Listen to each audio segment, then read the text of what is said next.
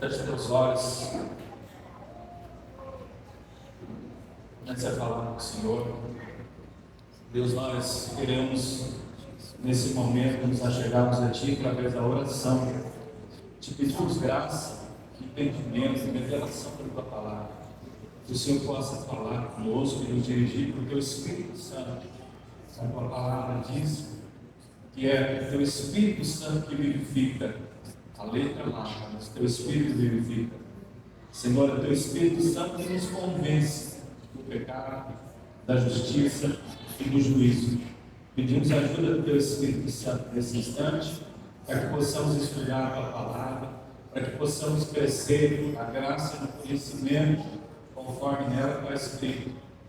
A Tua palavra fala, através do Teu Filho, conhecereis a verdade, e a verdade vos libertará.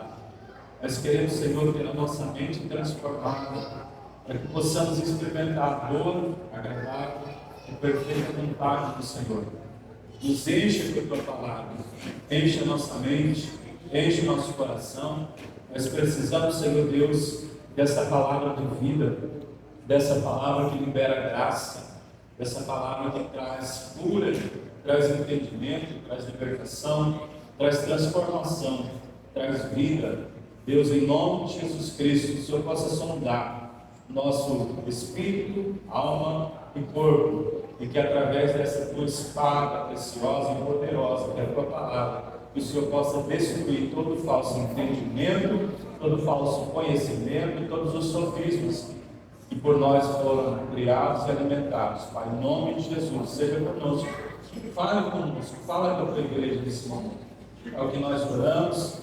Nós te pedimos, em nome de Jesus, amém, e graças a Deus. Ainda em pé, eu gostaria que você abrisse comigo 1 Coríntios capítulo 12, que será nessa noite um dos textos centrais daquilo que nós vamos tratar. 1 Coríntios 12, versículo 8 até o 10. Nós vamos ler versículo 8, 9 e 10. 1 Coríntios 12, versículo 8, 9 e 10. Quem encontrou, dá uma glória a Deus aí. Glória a Deus. Quem não encontrou ainda, espera um pouquinho. Eu vou aguardar você abrir.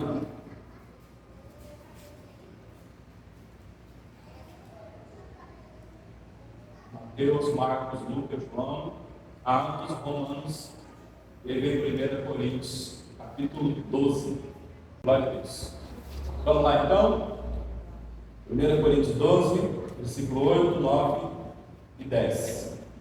Diz assim: porque a um é dada, mediante o Espírito, a palavra da sabedoria, e a outro, segundo o mesmo Espírito, a palavra do conhecimento. A outro, o mesmo Espírito, a fé. E a outro, o mesmo Espírito, dons de curar.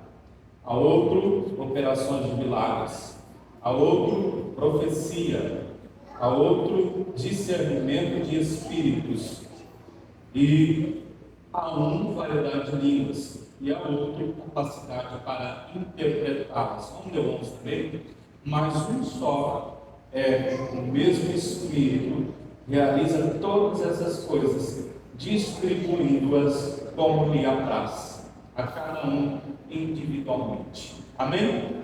Queria sentar nesse momento. Estaremos falando mais uma vez nessa oportunidade acerca das ferramentas da igreja. Nós vimos no primeira parte desse estudo sobre o que é a igreja. O que é a igreja? Nós aprendemos que a igreja não são prédios, não são monumentos, mas que a igreja são um agrupamento de pessoas que foram chamadas para fora. É isso que quer dizer literalmente a palavra eclésia, chamados para fora.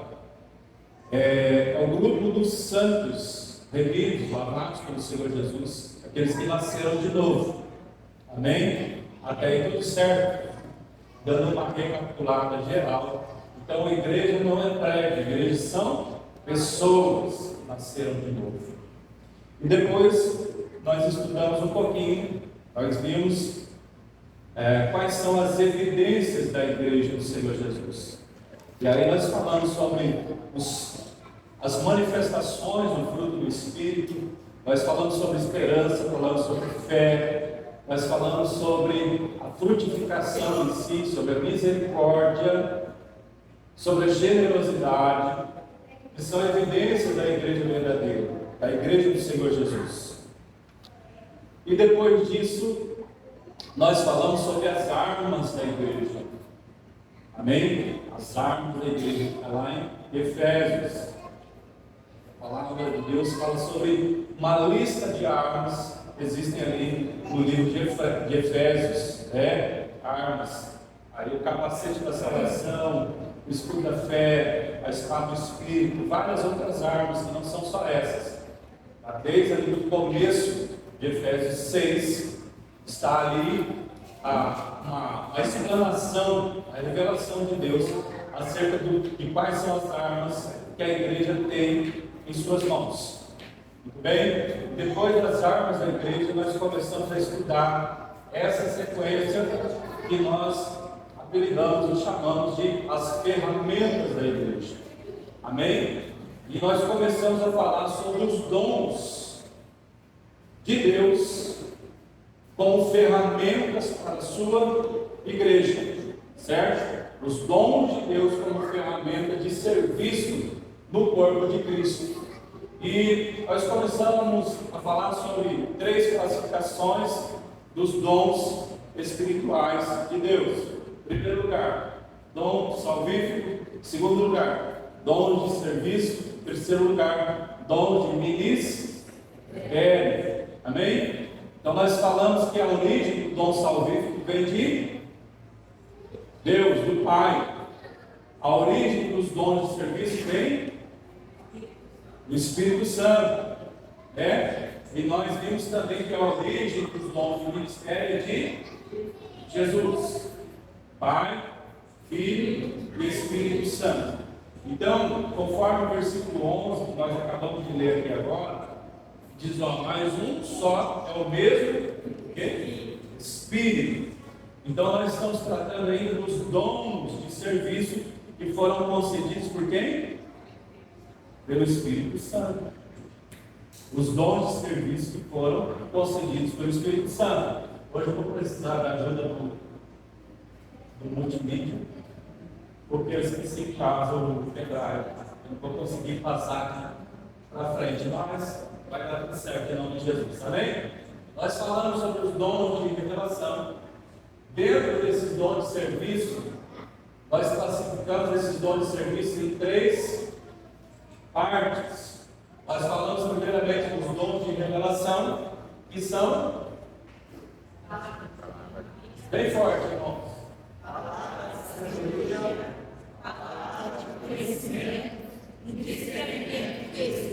Glória a Deus, aleluia. Depois, dons de poder, que são operação de maravilhas. Amém? Até aí tudo certo, irmãos? Alguma dúvida? Ficou alguma questão da semana passada?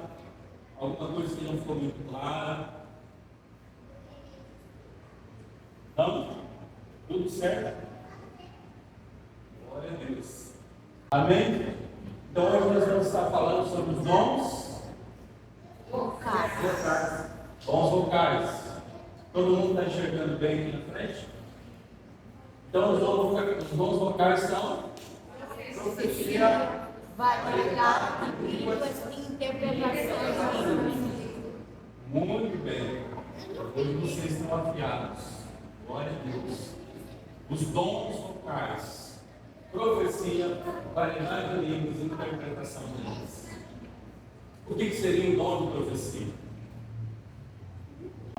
Eu não sei vocês, irmãos, mas eu tinha muita dificuldade para entender qual a diferença entre palavra de sabedoria, palavra de conhecimento e o dom de profecia. Porque é muito parecido. É muito parecido. Então, para nós começarmos a tentar entender o que seria o dom de profecia, para ficar bem claro na sua cabeça, para ficar bem definido na sua cabeça, é interessante nós relembrarmos um pouquinho o que seria a palavra de conhecimento e a palavra de sabedoria. O que é mesmo a palavra de conhecimento? Quem lembra?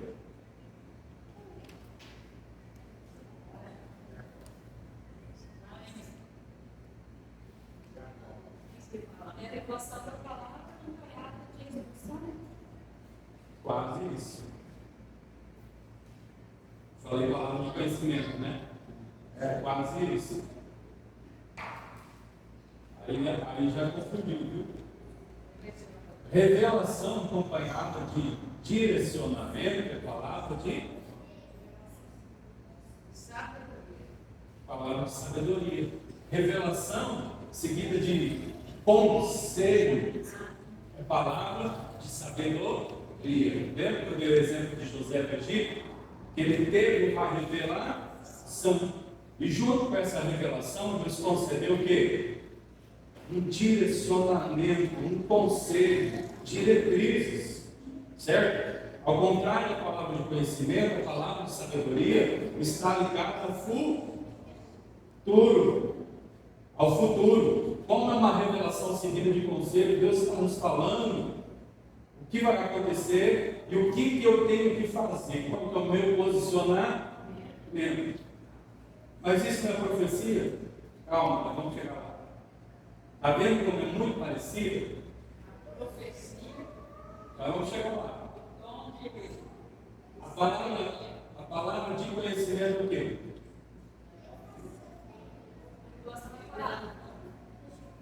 A palavra de conhecimento é uma revelação. Agora, não é revelação seguida de conselho, porque está ligado ao presente e ao passado. Ao contrário da palavra de sabedoria, a palavra de conhecimento ela é intuitiva. Lembra que eu falei aquele exemplo? Que Deus mostrou uma imagem, vem uma imagem na sua cabeça.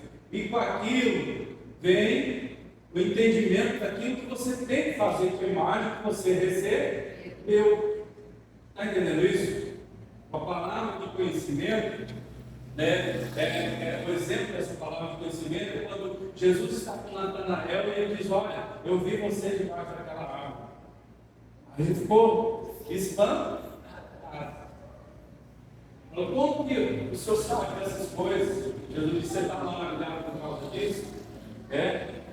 Outra palavra de conhecimento de Jesus foi quando ele estava diante da mulher samaritana, que ele diz: olha, chama o teu marido. Chama o teu marido. E ela disse: não tem. Só isso que ela falou. Ela falou: não tem marido.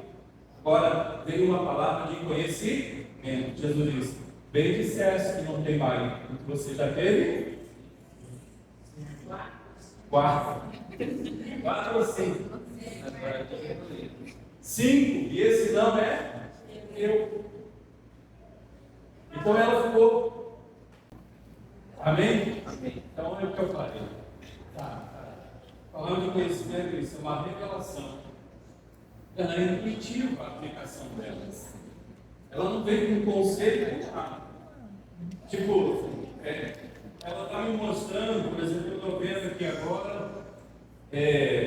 Lembra do exemplo que eu dei para vocês da aliança quebrada? Na semana passada? Quem lembra da aliança quebrada? Veio uma imagem, saltou uma imagem do Espírito do pastor, aliança quebrada. O que ele teve que fazer? Intuir qual seria a aplicação. Ele estava visitando um casal. A aliança quebrada só pode ser uma coisa: ou eles estão se divorciando, ou existe adultério, ou existe a quebra desse pacto, desse compromisso. Então ele teve que intuir a aplicação desse dom. Está entendendo qual é a diferença da palavra de sabedoria com a palavra de conhecimento? Sim ou não? A palavra de conhecimento ela é bem vaga para quem recebe. Para quem fala, ela é vaga demais. Agora, para quem recebe, é algo fantástico. Por isso que a samaritana diz: oh meu Deus, eu estou diante do profeta. Porque é algo do íntimo, é algo particular, é algo que ninguém sabe, só a pessoa sabe. Mas para quem recebe de Deus, é muito vago, irmãos. É muito vago.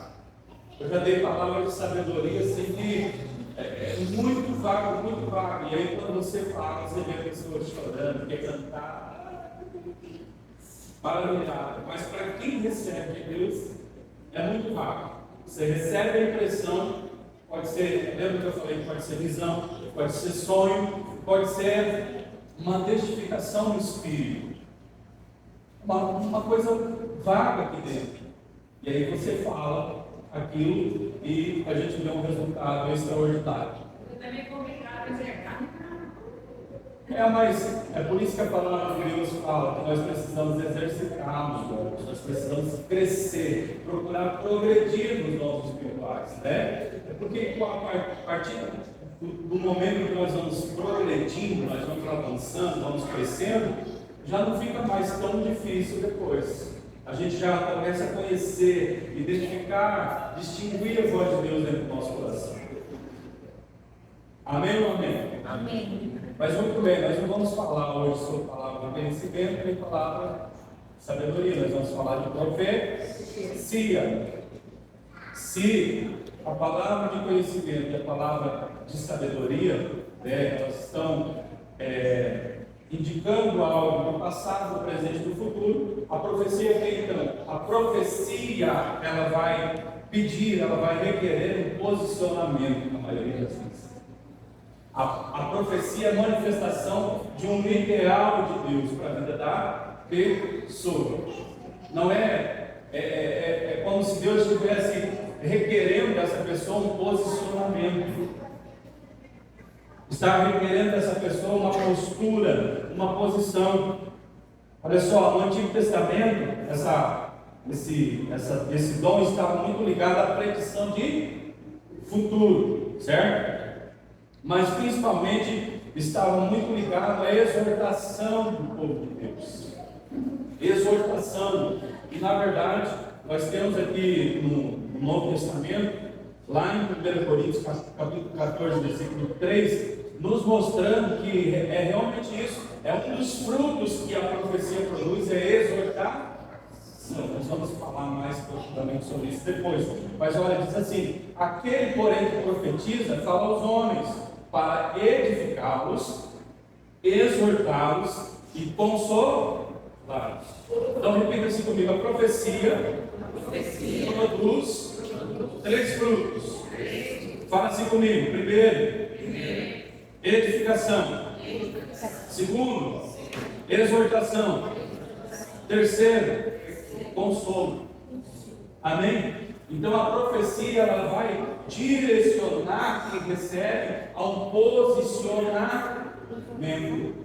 A um posicionamento. Então, tanto é que você vai ver lá no Antigo Testamento o livro de. Comece a estudar lá. O livro de Isaías, Jeremias, profundíssimo. Abacuque. Comece a estudar esses livros proféticos, você vai ver que é só denúncia de pecado. Deus dizendo: se converte, se posiciona, Israel. Vocês estão clamando, meu Deus, leia capítulo 57, o 57, leia o 58 de Isaías. Você vai ver Deus usando os seus profetas para dizer: se posicionem. Vocês estão errados nisso e naquilo. Os profetas do Antigo Testamento ficaram conhecidos também como videntes, porque eles exerciam muito desses dons de revelação. Mas a profecia em si está ligada ao quê? A uma denúncia. Uma denúncia para condenação? Não. Está ligada a uma denúncia para conserto, para posicionamento. Tanto é que quando você analisa a história de Elias, quantos aqui já leram a história de Elias, do profeta Elias? Quantos já leram? Ninguém?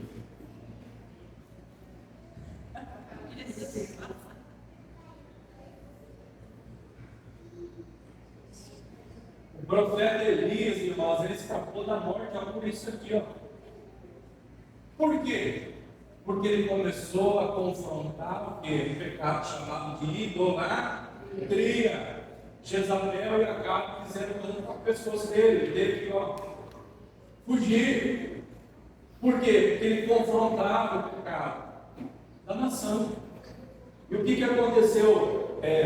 Durante toda a história, existia uma rixa muito grande entre os profetas e os reis. Porque o rei sempre esteve mais chegado, mais ligado ao que? À política, ao sistema.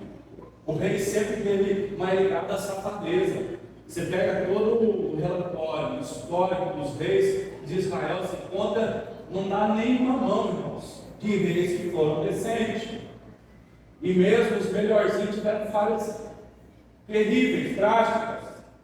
Então, por que se chocava muito isso? Porque o rei queria viver na malandragem. E o profeta, ele tinha um compromisso de pregar a palavra de Deus.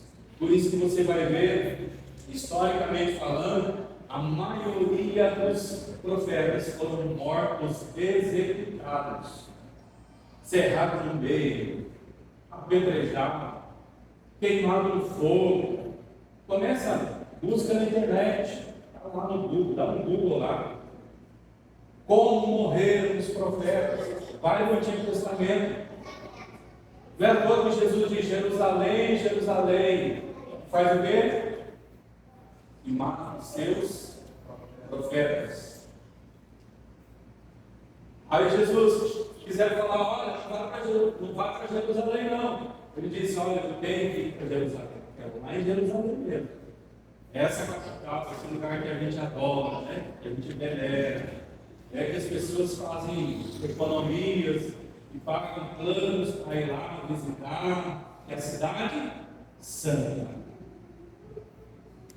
É a cidade onde se assassinam os profetas. Jesus diz: não, eu tenho que correr aqui mesmo. Eu tenho que ir para Jerusalém, porque o lugar onde se mata o profeta é aqui. Como a gente às vezes é equivocado com algumas coisas, né? Como a gente é equivocado. Então, voltando ao assunto da profecia, essa profecia está muito ligada à denúncia, está muito ligada a um posicionamento.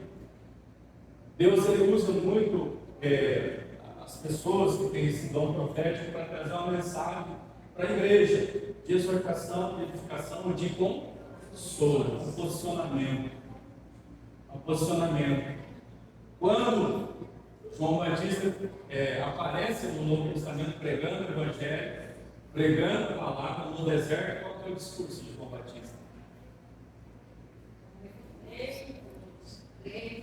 Raça de víboras. Raça de víboras. O profeta ele precisa ser meio doido, irmãos. Ele precisa ser meio maluco. O profeta é aquele cara que está sujeito, disposto, se for preciso, morrer e entregar sua própria vida. Porque ele não vai falar o que as pessoas querem. Ele vai falar aquilo que Deus está direcionando para ele. Haja o que é.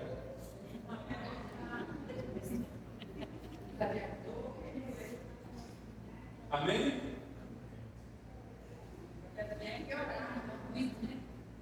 Muito. Geralmente profeta a gente oração. Mas eu não estou falando aqui de ministério profético, eu misturei. Nós estamos falando de dom da profecia.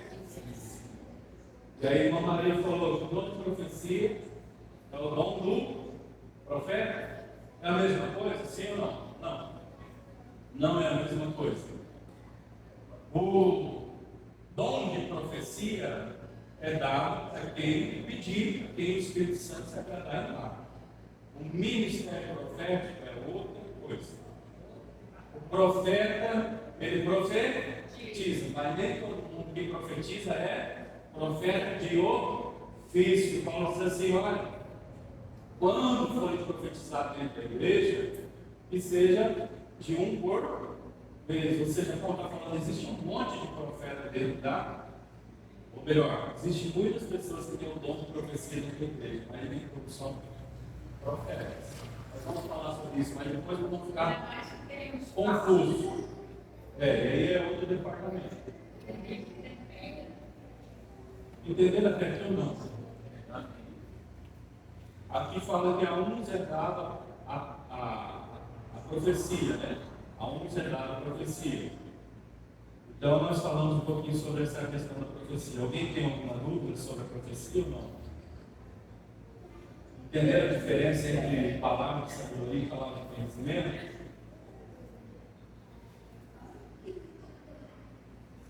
Nós vamos para o próximo então. Pode passar para frente. Vai.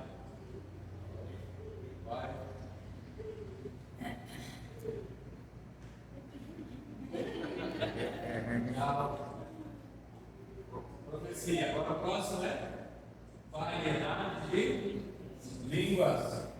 Variedade de línguas. Pelo mesmo Espírito, a palavra de sabedoria, no mesmo Espírito, tá? Outra operação de milagre, outra profecia, outro discernimento de espíritos, outra variedade. E aqui é muito importante nós entendermos que, como o próprio nome sugere aqui, não é um dom de línguas, é um dom de variedade de línguas. Daí as pessoas fazem uma misturança em nós. E eu confesso que até pouco tempo eu fazia uma misturança desses dons, porque as pessoas, ou ela pende para um lado ou pende para o outro, elas não conseguem examinar o todo do negócio. Porque existe uma parte que acredita que o dom de variedade de línguas, ou o dom de línguas em si, sejam línguas idiomáticas. Existe uma ala dos evangélicos que acreditam que essas línguas sejam idiomas, baseado no quê? Baseado no livro de quem? Atos, capítulo 2. Aí quando fala dom de línguas, não, dom de línguas é um dom de idioma. Porque a palavra fala, o texto bíblico diz que eles passaram a falar em outras línguas e povos de diferentes nações entendiam aquilo que eles falavam na sua própria língua. Está entendendo isso? E já tem outros que falam que o dom de línguas não é idioma, mas o dom de línguas são línguas inteligíveis, portanto os homens não podem entender. Se os homens não podem entender, não pode ser idioma. Mas o que é então? Qual deles que é? Variedade de línguas. É os dois. Na verdade, são três. Primeiramente, nós vamos falar sobre o dom idiomático. Onde está isso, pastor? Atos capítulo 2. Atos 2.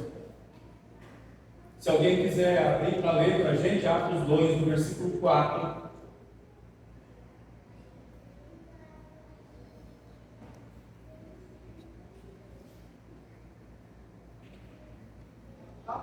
Atos 2, versículo 4 em diante. Todos foram cheios do Espírito Santo e começaram a falar em outras línguas, conforme o Espírito Santo lhes concedia que falassem. E em Jerusalém estavam habitando judeus, varões religiosos de todas as nações que estão debaixo do céu. E recorrendo àquela voz, ajuntou-se uma multidão que estava confusa, porque cada um os ouvia falar na sua própria língua. E todos pasmavam e se maravilhavam, dizendo uns aos outros: pois que não são galileus todos esses homens que estão falando? Como, pois ouvimos cada um na nossa própria língua em que somos nascidos? Partos, mineiros, elamitas, os que habitavam na Mesopotâmia, Judéia, e Capadócia, e Ponto, e Ásia, e Frígia, e Panfilha, Egito, e parte da Líbia, junto a Cirene, e forasteiro romano, tanto judeus como prossélitos, e cretenses e árabes. Todos os temos ouvido em nossas próprias línguas falar da grandeza de Deus. E todos se maravilhavam e estavam suspensos, dizendo uns para os outros: que quer isso dizer? banco em cima, estou cheio de músculo. Amém, irmãos? Conseguiram captar? Conseguiram entender aqui? Então vamos trazer para os dias atuais. A Bíblia diz que nesse cenáculo, ou seja, é o mesmo ambiente, praticamente o mesmo ambiente onde foi realizada a última ceia de Jesus. O cenáculo era uma sala espaçosa, aonde ali naquele lugar era como se fosse nos dias atuais uma sala de jantar, uma sala espaçosa. E ali esse cenáculo, pelo que dá para ler os textos bíblicos, era enorme, porque existiam 120 pessoas ali orando durante 10 dias ininterruptos, 10 dias orando, buscando, aguardando a promessa do Senhor, que é o Espírito Santo. Jesus diz: olha, permanecei com Jerusalém, para que do alto sejais revestido de poder, sereis minhas testemunhas ao descer sobre vós o Espírito Santo. É isso que diz o texto bíblico. Então eles oraram durante 10 dias ininterruptos, e sobreveio sobre eles o Espírito Santo. E eles começaram a falar línguas, com línguas repartidas como de fogo. Só que algo peculiar nesse negócio. Vamos trazer para os dias atuais. Existiam ali naquele lugar argentinos, ingleses, franceses, alemães, italianos. Vamos trazer para contextualizar, não que foi desse jeito, mas conforme eles iam profetizando em línguas, cada uma dessas nacionalidades aqui representadas escutava na sua própria língua. Isso aí é um fenômeno muito raro de acontecer, mas que acontece. É um dom de línguas que eu imagino que é dado mediante uma necessidade meio que extrema, urgente. Já ouvi vários relatos de testemunho também em livros biográficos falar sobre essa questão. O cara estava falando, ele nem sabia o que ele estava falando, mas pelo menos escutava uma mulher, um homem que falava, por exemplo, russo, entendeu tudo que ele falou na sua própria língua. Esse é a língua do quê? Idiomática. Idiomática. E é de idioma diferente. Espera aí, pastor. A Bíblia diz que aquele que fala em línguas estranhas não fala a homens, senão a Deus. Ninguém entende. Calma aí. Nós já vamos chegar lá. Mas antes disso, eu gostaria de compartilhar contigo o texto que está em 1 Coríntios 14, versículo 27 e 28. Que fala acerca do terceiro dom de línguas.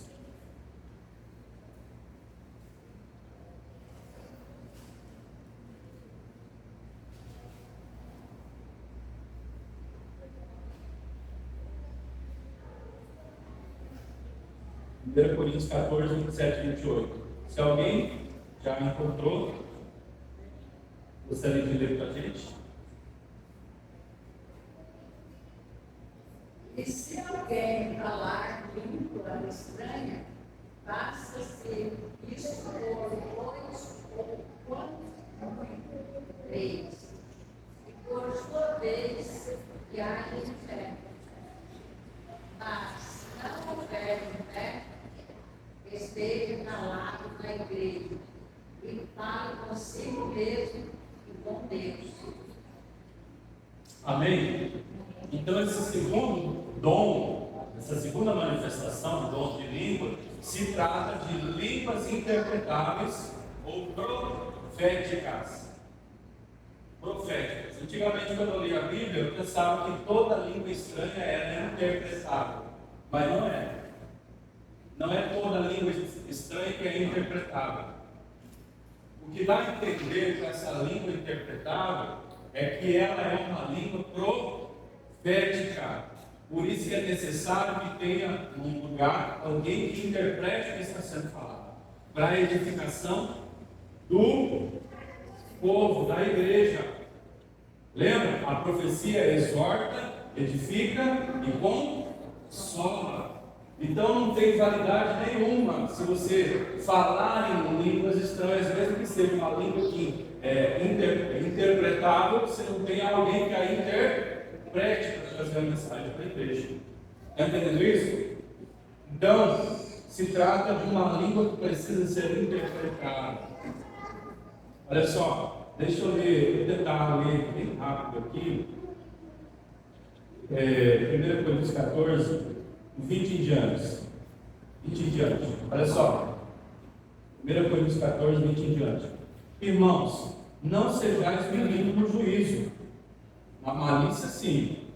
Sede crianças. Quanto ao juízo, sede homens amadurecidos. Na lei está escrito: falarei a este povo por homens em outras línguas, por lábios de outros povos, e nem assim me ouvirão, diz o Senhor. De sorte que as línguas constituem um sinal não para os crentes, mas para os incrédulos. Mas a profecia não é para os incrédulos, e sim para os que creem. Se, pois, toda a igreja se reunir no mesmo lugar, e todos se puserem falar em outras línguas, no caso de entrarem loucos incrédulos, não dirão porventura que estáis loucos? Porém, se todos profetizarem e entrar algum incrédulo ou indouto, é ele por todos convencido e por todos julgado. Tornam-se-lhe manifestos os segredos do coração. E assim, prostrando-se com a face em terra, adorará a Deus, testemunhando que Deus está, de fato, no meio de vós. Que fazeis, pois, irmãos, quando se reunis? Um tem salmo, outro tem doutrina, este traz revelação, aquele outra língua, e ainda outro interpretação. Seja tudo feito para edificação. Mas se havendo intérprete, fique calado na igreja falando consigo. Mas não havendo intérprete, fique calado na igreja falando consigo mesmo com Deus. Então existe um dom de línguas que pode ser interpretado, mas nem todo é interpretado. E finalmente existe o dom de língua como edificação pessoal. O dom de língua como edificação pessoal. 1 Coríntios 14, 2. Diz assim: porque o que fala em língua desconhecida não fala aos homens. Então não é idiomático. Então não tem caráter profético. Não fala a homens. É uma língua que não tem interpretação. Você está entendendo isso ou não? É uma língua que não tem interpretação. A língua idiomática tem que entender? Sim. Se você falar pelo Espírito em russo, o russo vai entender. Sim ou não? A língua com interpretação, a língua profética, se for falada e houver um intérprete no lugar, ele vai interpretar a língua. Sim ou não? Está falando aqui que esse só pode falar na igreja se houver um intérprete. Agora existe, Deus está dizendo que existe uma língua que ninguém entende. Existe uma língua que ninguém entende. Olha só. Porque o que fala em língua desconhecida não fala aos homens, senão a Deus, porque ninguém o entende. E em espírito fala mistérios. Então, língua idiomática, língua profética ou de interpretação e línguas estranhas como edificação espiritual pessoal. Essa aqui ninguém entende. Mas por que eu falo então em línguas que ninguém entende? É porque você está orando pelo Espírito. E quando nós oramos pelo Espírito, dá a entender as Escrituras, e eu entendo, assim, imagino eu, que eu estou pedindo a Deus aquilo que eu preciso, e não aquilo que eu quero. Eu estou colocando prioridade. Eu estou colocando a real necessidade diante de Deus. Eu estou colocando aquilo que realmente é necessidade da minha alma, não aquilo que o meu intelecto tenta driblar, tenta fazer bonito, tenta mascarar.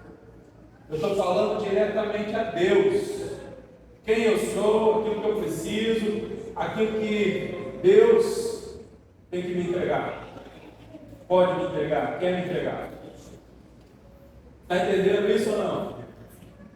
A Bíblia diz, mas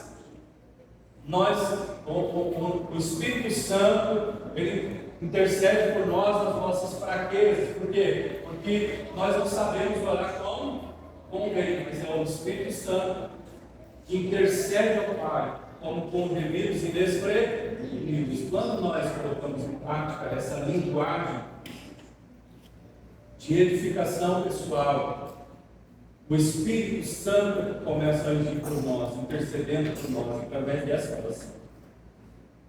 Você está entendendo isso ou não? Você precisa ver a sua cara. É muito importante nós entendermos o seguinte. Lembra que eu falei na semana passada, na retrasada, que Deus é quem opera em nós, tanto querer como efetuar. Aqui, o texto bíblico está nos encorajando a buscar com zelo, os melhores dons. Olha só, capítulo 14, versículo 1, diz: seguir o amor e procurar com zelo os dons espirituais.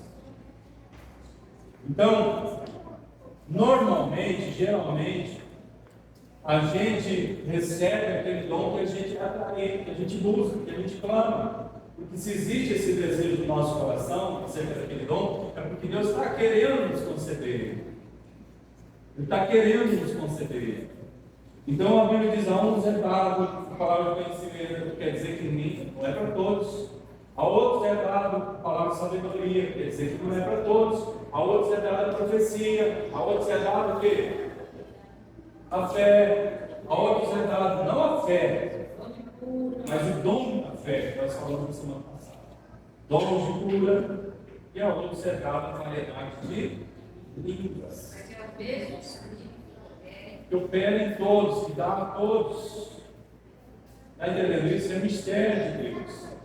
Que Deus ele resolveu dar conforme Ele quer. Ele disse que nós precisamos buscar, zelo, querer. se ele quiser. Se Ele quiser, dar o que Ele quer. Essa que é a verdade. Eu acho que é dá assim, conforme a busca, né? Ele conhece.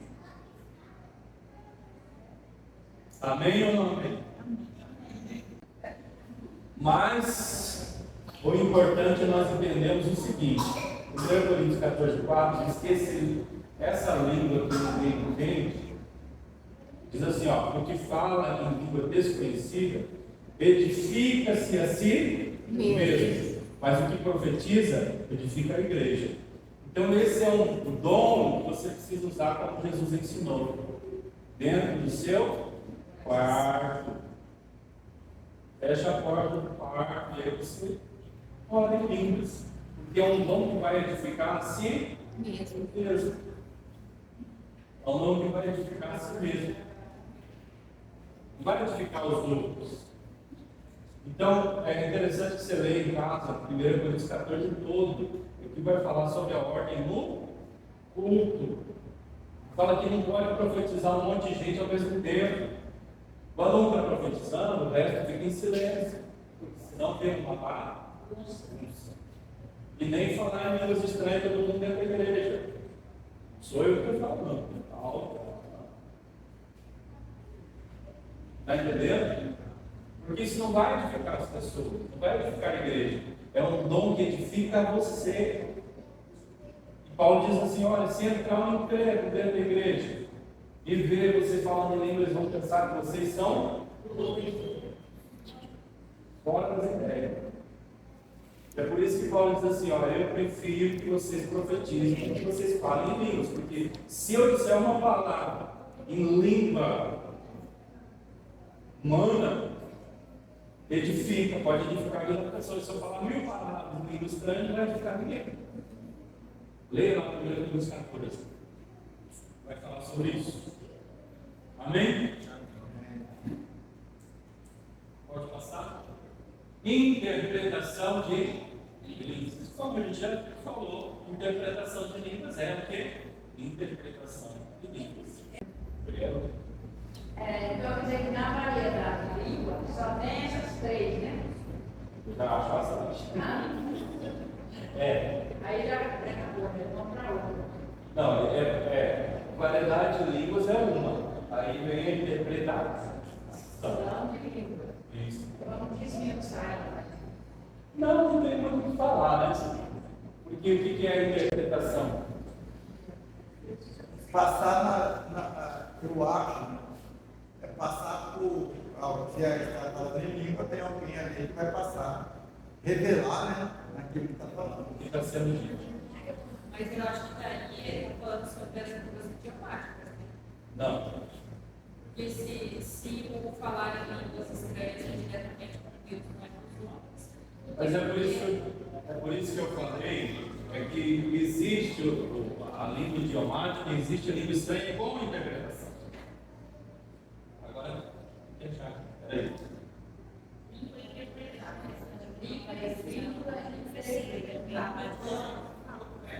Precisa do interno.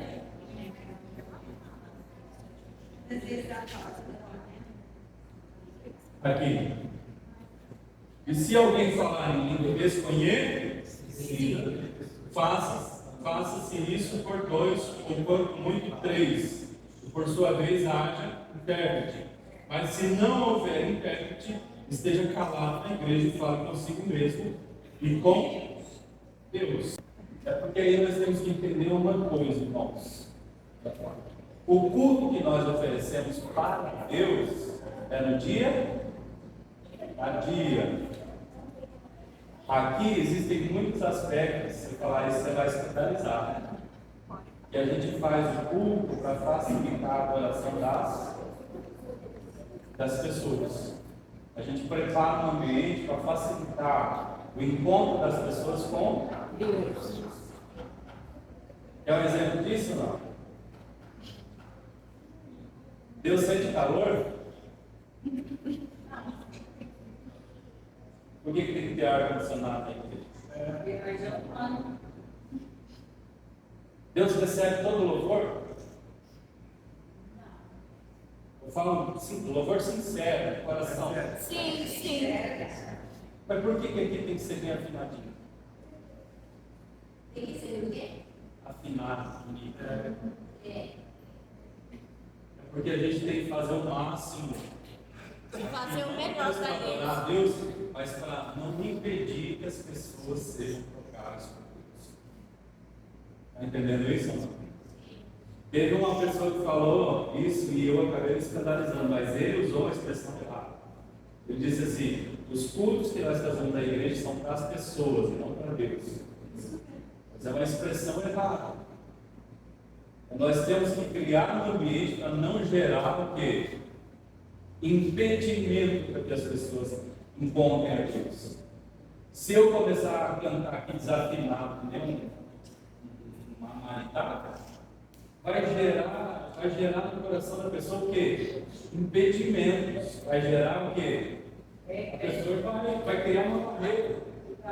Que coisa horrível. Se a igreja é gay, gera impedimento. Se o som é ruim, gera impedimento. A pessoa sai da igreja irritada. Sai irritada. Amém? Entendeu isso?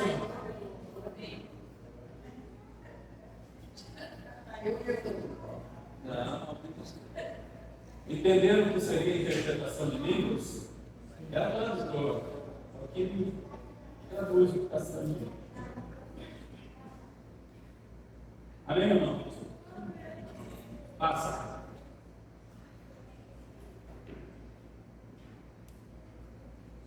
Os dons de ministério. Os dons de ministério. Nós vamos trabalhar um pouquinho, vamos dar uma entrada nesse aqui, mas não vai ser possível a gente terminar tudo hoje. Tem muita coisa ainda. Vamos ler junto aqui? Vamos lá? 1, 2, 3 e os 5 ministérios de Cristo foram entregues àqueles que receberam o dom de Deus desde a fundação do mundo. Logo, ninguém se torna profeta ou pastor em algum momento da sua vida, pois cada pessoa que é um dom de Cristo já nasceu com essa missão. Vai por ele, pastor. A ideia dele, o entendimento dele é que os dons do Espírito Santo estão ligados àquilo que a gente faz. Os dons de Cristo estão ligados àquilo que a gente é. Aquilo que a gente é. Amém? Então, por isso ele está dizendo aqui, ó, que não existe alguém que se torna pastor para Deus. Não existe alguém que se torna profeta para Deus. Existem pessoas que são. É pastor, é profeta, ele é um evangelista e acabou. Ou seja, é um dom que é inerente à sua existência, que é inerente à sua identidade. Está entendendo? E não adianta você orar e pedir para Deus te dar um dom de pastor. Ou você é, ou você não é. É isso que ele está falando. Faz parte de quem você é. Faz parte da sua identidade em Cristo Jesus.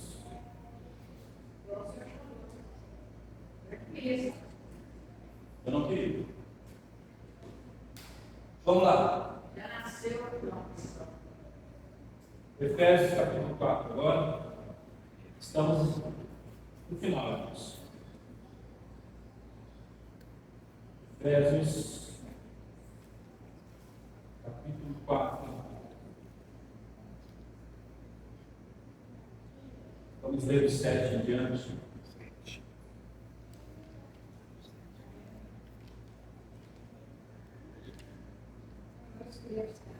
Eu gostaria que você pode já colocar a Bíblia aí. Vamos ler juntos.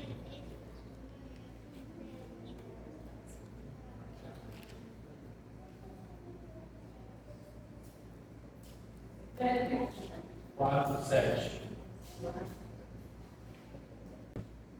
E a graça foi concedida a cada um de nós, segundo a proporção do dom de Cristo. Dom de quem? De Cristo. Por isso diz: quando ele subiu às alturas, levou cativo o cativeiro e concedeu dons aos homens.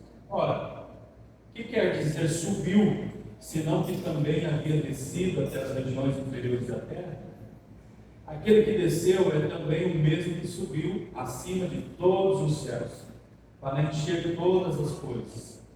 E ele mesmo concedeu uns para apóstolos, outros para profetas, outros para evangelistas e outros para pastores e mestres, com vistas ao aperfeiçoamento dos santos para o desempenho do seu serviço, para a edificação do corpo de Cristo, até que todos cheguemos à unidade da fé e do pleno conhecimento do Filho de Deus, à perfeita varonilidade, à medida da estatura da plenitude de Cristo, para que não mais sejamos como meninos agitados de um lado para o outro e levados ao redor por todo o vento de doutrina, pela artimanha dos homens, para a astúcia com que induzem ao erro. Amém? Então nós vamos entender um pouquinho aqui esse contexto dessa palavra que fala acerca dos dons de ministério. Então nós vimos naquela tabelinha nas aulas passadas que o dom salvífico ele é para todo aquele que crê. Os dons de serviço é para todo crente salvo que ora e pede a Deus. Os dons, a Bíblia diz: buscai com zelo os melhores dons. E o dom de ministério? O dom de ministério nós falamos que é uma pequena porção, pequena parte da igreja. Nem todos possuem o dom de ministério. Pequena parte da igreja possui esse dom de ministério. Eu dei o exemplo na semana passada do time de futebol, que tem o seu treinador. Então o treinador é ele tem ali uma pequena comissão técnica, e é esse pequeno grupo de pessoas que é responsável por treinar não apenas os 11, mas 22, o elenco inteiro, para que esses estejam preparados para o dia do jogo. Assim também são os dons de ministério. Jesus, ele concedeu uns para apóstolos, outros para profetas, outros para evangelistas, outros para pastores e mestres. Agora, a intenção é muito clara, para que esses oficiais viessem preparar os santos para a obra do seu ministério. Então, você que está aí sentado, salvo, satisfeito, você tem que começar a entrar em forma. Você tem que treinar. Você tem que ouvir os seus técnicos. Para começar a ser igreja para quem não vai. Como é que é? Seja a igreja para quem Não vai. seja a igreja para quem não lê, É igreja para quem não vai. igreja para quem não vai. É isso ou não? Eu falei nas outras semanas que você que está aí, você tem acesso a pessoas que sabem antes dos pastores terão acesso. Pessoas do seu convívio íntimo, pessoas do seu trabalho, pessoas que sabem se Deus nos dá você para atuar na vida dela, operar na vida dela, ela já vai ter uma igreja. Pessoas que Deus ele conta com a sua vida, conta com você para que ela seja tocada, para que ela seja alcançada. Através do teu ministério, seja dons espirituais, através dos seus frutos, através do seu caráter, através do teu comportamento, através da forma de agir. Você vai tocar na vida dessas pessoas. Quem sabe essas pessoas elas vêm se render a Cristo e quem sabe elas nunca vêm pisar aqui. Mas não tem problema, porque aqui nós não trabalhamos para a igreja evangélica, fonte da vida. Certo, pastor? Nós trabalhamos para quem? Nós trabalhamos para o bem de Deus. Você não vai ganhar pessoas para você, para a igreja aqui. Se ela vier, melhor ainda. Mas se ela for para outro lugar, glória a Deus. O importante é que elas sejam salvas. Amém ou não? Entendeu? Então nós vamos entender esse texto que nós lemos aqui agora da seguinte forma: a origem desse dom espiritual, desses dons de ministério, o propósito desses dons de ministério, nós vamos entender também a duração desses dons. Por que duração? Porque existe uma ala da igreja evangélica que acredita que esses dons já cessaram, com exceção do dom de pastor, de mestre e de evangelista. Todos os outros cessaram. Nós vamos ver aqui agora se realmente cessaram ou não.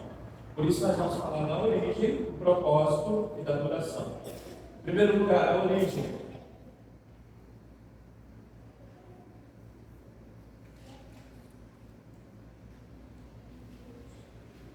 Efésios 4, que nós temos aqui agora, versículo 7, versículo 8 e 11. Você está em Efésios 4, 7, 8 e 11. O 7 diz assim: a graça foi concedida a cada um de nós segundo a proporção do dom de Cristo. Qual que é a origem? Cristo. O 8 diz: e por isso diz, quando ele subiu às alturas, quem subiu às alturas está sentado à destra do Todo-Poderoso? Jesus, Cristo. O 11 diz: e ele mesmo, ele quem?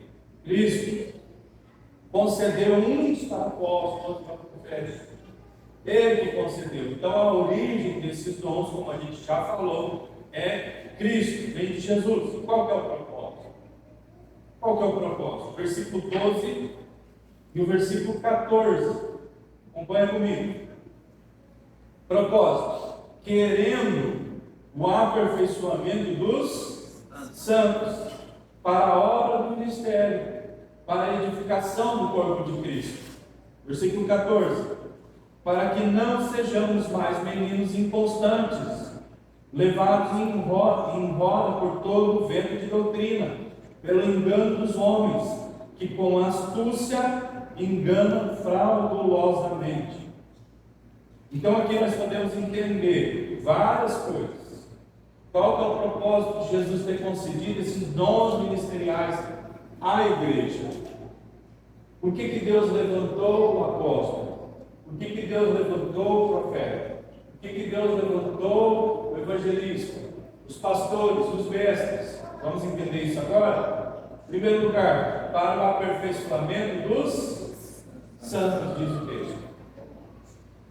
Aperfeiçoamento dos santos. O que é isso? Quer dizer que nós vamos nos tornar perfeitos? A intenção é essa. Agora o erro está na interpretação equivocada da palavra perfeitos. A palavra perfeito denota para você o quê? Qual o significado da palavra perfeição para você? Hã? Concorda com ela? A ausência de defeito? Perfeição é isso para você?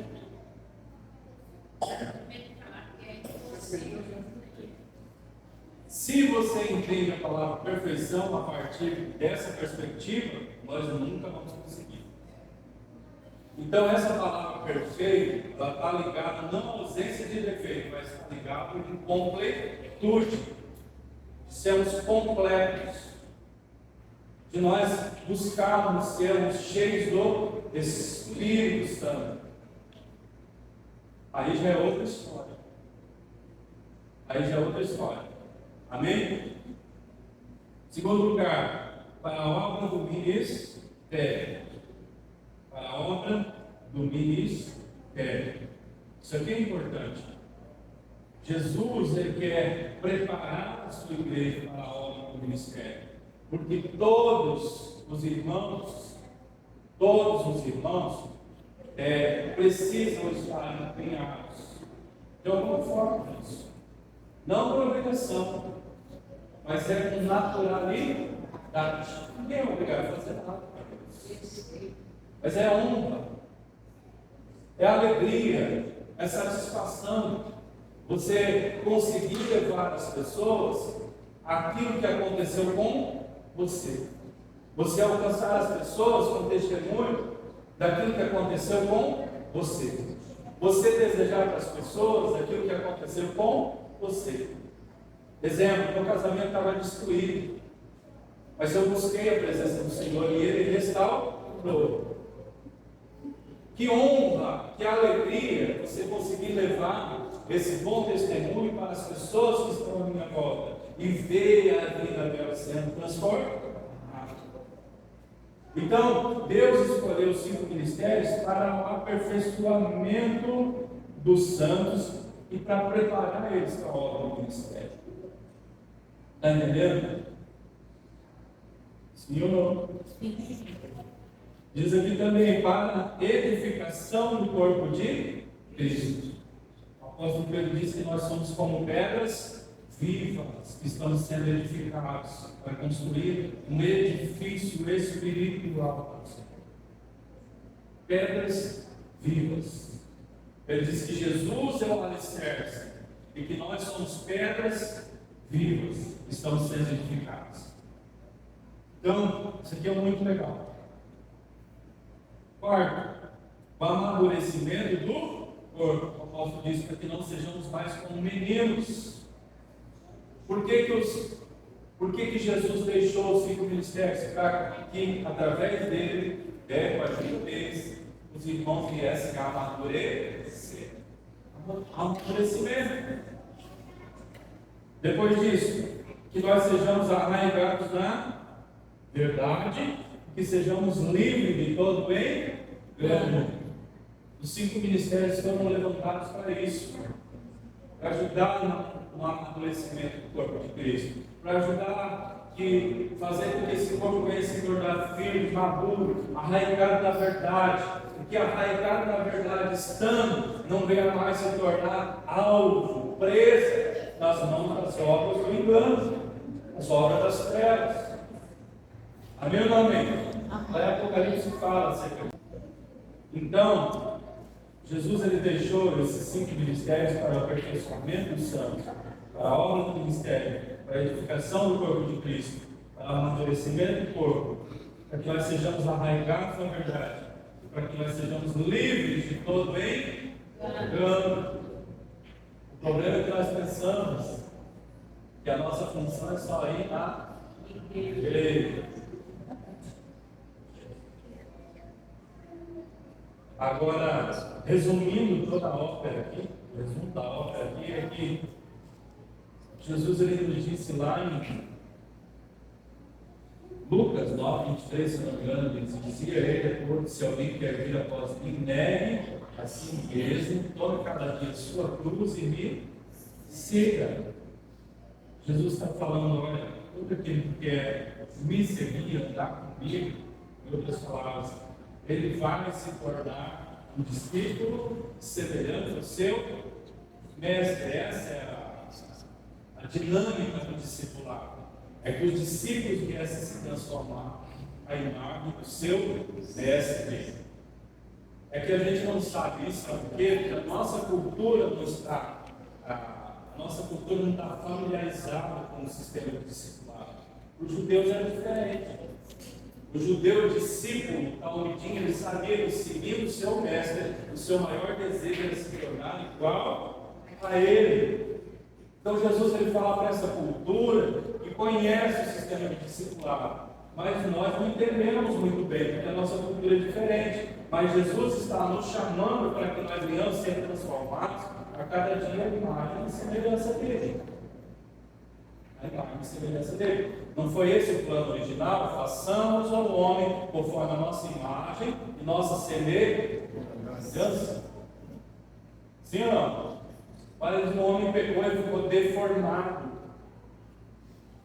E agora Jesus, pela cruz, ele quer nos trazer de volta a imagem e semelhança do Pai.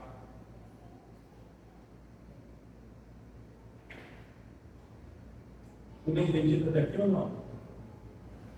Amém. E agora sobre a duração desse ministério. Que uns falam que já cessou, outros falam que não. Qual que é a duração? Versículo 13. Até que. Agora, precisamos entender qual é o significado dessa expressão, até que.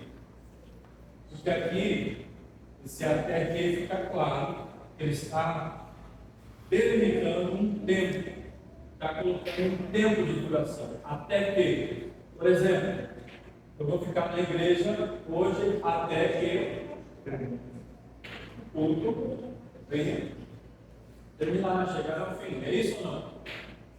Sim ou não? O até que quer dizer isso. É um espaço de tempo entre o que está acontecendo e quando isso que está acontecendo vai terminar. Até que. Agora ele diz aqui, até que todos cheguemos à unidade da fé e ao conhecimento do Filho de Deus, a homem perfeito, à medida da estatura completa de Cristo Jesus.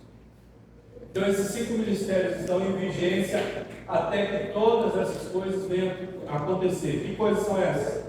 Todos chegam à unidade da fé. Aconteceu isso ou não? Não. E todos chegam ao conhecimento do Filho de Deus. Aconteceu isso ou não? Não.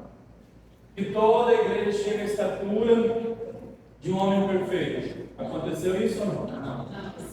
À medida da estatura de Cristo. Aconteceu isso ou não? Então esses dons de ministério estão vigentes até os dias de hoje?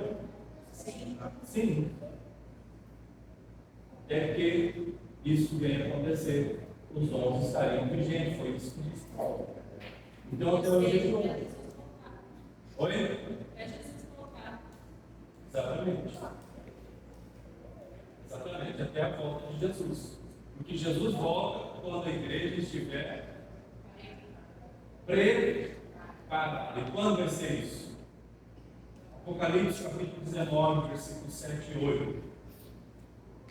Alegremos-nos, exultemos e demos-lhe a glória, porque são chegadas as bodas do Cordeiro, cuja esposa a si mesma já se preparou, pois lhe foi dado vestir-se de linho finíssimo, resplandecente e puro, porque o linho finíssimo são os atos de justiça dos santos.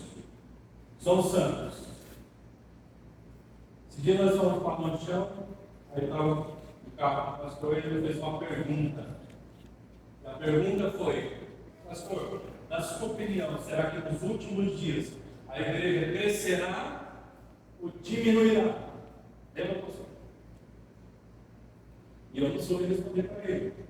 Porque uns dizem que nos últimos dias haverá a última colheita.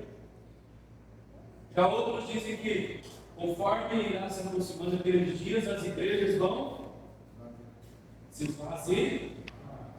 Mas uma coisa é certa, irmãos: pode ser que a igreja não cresça, pode ser que a igreja não expanda numericamente, mas com base nesses textos aqui citados, o mundo ele irá de mal a pior, mas a igreja estará na sua melhor forma. Seja pequena ou grande, ela estará na sua melhor forma. Porque aqui o texto de Apocalipse diz que a igreja estará vestida com linho finíssimo. Qual é o significado disso? É a justiça dos santos. A noiva estará ataviada, como Paulo diz, estará enfeitada, estará preparada, sem ruga e sem mácula, sem defeito. Então é um processo, e nós estamos nesse processo. É conforme eu vejo em alguns perfis, de WhatsApp, em obras. Realmente nós estamos em obras. Nós estamos sendo lapidados. Nós estamos sendo aperfeiçoados. Nós estamos sendo lavados. Nós estamos nesse processo. Paulo diz: não que eu já tenha alcançado, mas uma coisa faço, deixando as coisas que ficaram para trás, avanço para aquelas que estão diante de mim, sigo para o alvo, para o prêmio da minha soberana vocação que está em Cristo Jesus.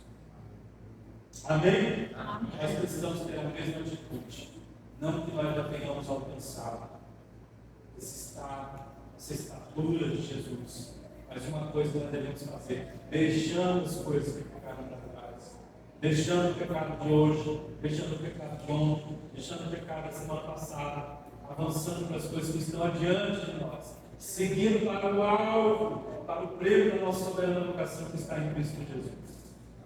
Amém? Então é isso. Eu não sei se a igreja estará numericamente grande ou pequena, mas ela estará na sua melhor forma.